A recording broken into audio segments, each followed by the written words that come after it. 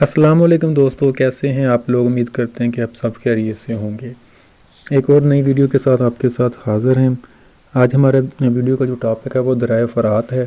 فرات بین الانہار کو تشکیل دینے والے دو دریاؤں میں سے ایک ہے، دوسرے کا نام دریائے دجلہ ہے۔ دونوں تاریخی دریا ہیں، دونوں مسلمان ممالک میں ہیں اور دونوں دریا ایک بہت بڑی تاریخی حیثیت رکھتے ہیں۔ فرات کا نام قدیم فارسی زبان سے نکلا ہے۔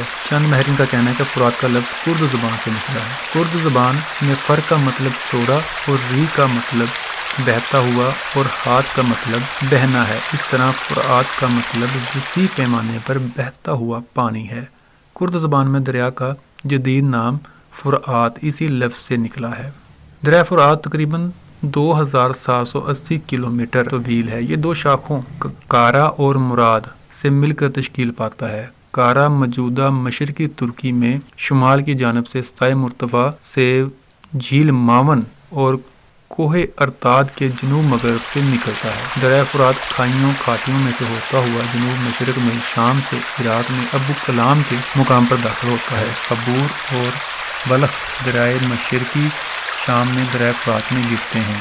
اس سے نیچے آتے ہوئے دریائے فرات میں کوئی مزید دریا نہیں گرتا۔ جنوبی عراق کے شہر بصرہ کے شمال میں دریائے فرات دریائے دجلہ میں گرتے ہیں۔ شرق المغرب نامی ڈیلٹا بنتا ہے اور دونوں دریا خلیج فارس میں گرتے ہیں۔ اس وسیع ڈیلٹے کے باعث یہ ایک بہت بڑا دلدلی علاقہ بن چکا ہے۔ حضرت محمد صلی اللہ علیہ وسلم کی چند احادیث میں دریائے فرات سونے کے خزانے یا پہاڑ کا ذکر کیا گیا ہے۔